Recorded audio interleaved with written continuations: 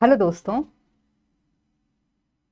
देखिए, हम सब एक्चुअली अगर समझ के किसी चीज़ को देखें तो पढ़ना आसान हो जाता है। होता क्या है कि हम लोग तैयारी शुरू करते हैं या किसी भी चीज़ को पढ़ते हैं तो उसके संबंध में जो हमारी जानकारी होती है, मीन्स हमारी जो समझ होती है, अंडरस्टैंडिंग होती है, ये कितनी है इस पर डिपेंड करता है कि आगे जब हम बढ़ेंगे तो ये हमारी तैयारी कैसी होगी। ये सब जगह डिपेंड करता है, ये लाइफ हो या फिर आपकी तैयारी हो या फिर आपका कोई भी काम हो। ये सब जगह होता है कि उसकी आपकी समझ कितनी है। तो अगर हम देखें कि जब भी हम तैयारी करते हैं कंपटीशन की, तो उसमें आप देखिए कि जीके नहीं होता है। आप देखा है कभी आपने, जीएस पेपर होता है, मतलब जनरल स्टडीज होता है, जनरल नॉलेज नहीं होता है। तो कभी हमने ये जानने की कोशिश नहीं की होगी। इवन हम लोग भी जब तैयारी करते थे तो ये जानने की कोशिश ही नहीं किया कि ये जनरल स्टडीज और जनरल नॉलेज में बेसिक फ़र्क क्या है, क्यों इसका नाम जनरल स्टडीज रखा गया, जनरल नॉलेज क्यों नहीं दिया गया।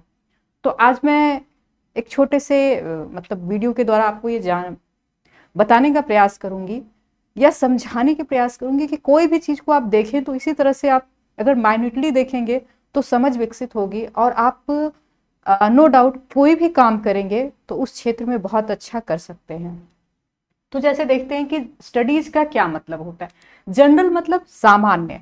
सामान्य सामान्य कहने का मतलब है कि एक तरह से आपका उसमें सब कुछ समाया हुआ है, सब कुछ है उसमें, सारे सब्जेक्ट हैं। ये नहीं कि कोई स्पेसिफिक है। मतलब एक तरह से देखा जाए तो सामान्य कहने से लगता है कि बहुत ही आसान है, लेकिन सामान्य कहने का दूसरा अर्थ ये है कि बहुत वास्ट भी है वो। ठीक है। तो सामान्य जब हम कहते हैं, स्टडीज कहते हैं, तो स्टडीज का क्या मतलब होता है? द एक्टिविटीज और process of learning about something. अब देखिए, जब हम लोग एग्जामिनेशन की तैयारी करते हैं तो आपके पास एक सिलेबस होता है। सबसे पहले आप सिलेबस देखते हैं तो आप उसमें एकदम डिफाइन किया होता है कि ज्योग्राफी का, हिस्ट्री का, पॉलिटी का ये पार्ट, ये पोर्शन है और ये सिलेबस है। उसी डिफाइन से आपका जो पार्ट दिया गया है, जितना उसमें दिया गया है टाइटल, उसी के अंतर्गत आपके क्वेश्चन पूछे जाएंगे। तो हम ये देखते हैं कि जो लर्निंग है वो इम्पॉर्टेंट है, इसमें प्रोसेस इम्पॉर्टेंट है, एक्टिविटीज इम्पॉर्टेंट है ना। तो धीरे धीरे धीरे धीरे हम इस चीज़ को समझने की कोशिश करते हैं। तो अगर लर्निंग को देखेंगे तो क्या है आपका understanding, knowledge, skill, values, attitude, सारा चीज़ उसमें जो है आपका सब कुछ हो जाता है आपका लर्निंग में। तो ये बहुत वास्ट कॉन्सेप्ट है। जबकि नॉलेज अगर देखेंगे हम तो एक सिंपल इंफॉर्मेशन है, understanding about a subject. Means आपने इंफॉर्मेशन, मीन्स किसी के बारे में जो है सूचना, और उसकी समझ बनी आपकी सब्जेक्ट पे, तो उसको हम क्या कहते हैं? नॉलेज कहते हैं। मतलब ऐसे कह सकते हैं कि नॉलेज क्या, अवेयरनेस है एक तरह से। तो अगर आप ब्रॉड स्तर पे देखें तो ये जो आपका नॉलेज है ये स्टडीज में अपने आप समाहित है। तो इसलिए आप देखेंगे कि जो भी हमारा सब्जेक्ट है उसमें आपको देखेंगे जनरल स्टडीज दिया गया है, जनरल नॉलेज नहीं। जनरल नॉलेज कहने से क्या हो जाएगा, बहुत ही कम हो जाएगा कि एक अंडरस्टैंडिंग, एक अवेयरनेस आपकी बन जाती है। बट इसमें एक सिस्टमैटिक लर्निंग शामिल होगा, सिस्टमैटिक आपकी समझ शामिल होगी। उसके बाद क्या, इंफॉर्मेशन होगा ही और अवेयरनेस होगा ही। मीन्स आप आसपास के चीज़ों को भी कितना विजुअली देख के या फिर किस तरह से आप पढ़ के या फिर किसी व्यक्ति से सीख के, ये सारा चीज़ आपका ये जनरल स्टडीज मीन्स स्टडीज में शामिल होता है, लर्निंग में शामिल होता है। तो इसलिए जब हम तैयारी करते हैं तो किसी एक चीज़ नहीं कि हमने बुक पढ़ लिया तो इसी बुक से हमारा सब कुछ आ जाएगा, ऐसा आपने कभी नहीं देखा होगा।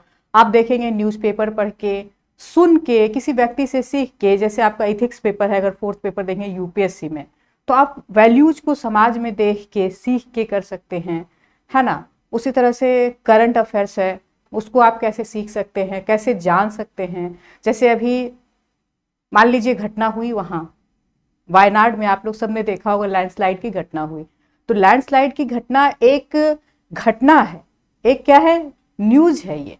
बट इससे रिलेटेड आप देखेंगे बहुत सारी चीजें हैं। जैसे कि आपने देखा होगा कि वहाँ पे जो इकोसिस्टम है, किस प्रकार का इकोसिस्टम है। ये एक नया मतलब ये फेनोमेना है कि जब जो पहाड़ी क्षेत्र होता है वहाँ का इकोसिस्टम बहुत सेंसिटिव होता है। दूसरा चीज आपका आया होगा कि क्लाइमेट चेंज ने उसको किस तरह से प्रभावित किया, क्लाइमेट चेंज का इफेक्ट उस पर क्या पड़ा। फिर तीसरा चीज आया कि गार्डियल फार्मूला को देखेंगे तो उसमें ये कहा गया है कि ये मैनमेड ज्यादा है। मीन्स वो अगर सेंसिटिव जोन में रखा गया था उसको, वेस्टर्न घाट के उस पार्ट को अगर सेंसिटिव जोन में रखा गया था, तो उसमें डेवलपमेंट का प्रोसेस कैसा होना चाहिए और वहां पे डेवलपमेंट का प्रोसेस कैसा हुआ। तो अगर इस तरह से हम चीजों को कोरिलेट करना सीखेंगे, और एक ज्योग्राफी का क्वेश्चन तो वैसे भी हो जाता है कि लैंडस्लाइड क्या होता है, तो एक बेसिक से देखिए आप कितनी सारी चीजों को जोड़ पाते हैं। तो जस्ट लाइक आप स्टडीज को देखेंगे तो वही है कि कैसे आपने एक समझ बनाई, कैसे घटना को, इवेंट को कैसे आपने जोड़ा अपनी चीजों से, और किस तरह से आपने सिलेबस के पार्ट्स को जोड़ा और उस तरह से आपने उसको देखा, तो एक आप अच्छा आंसर लिख सकते हैं। धन्यवाद।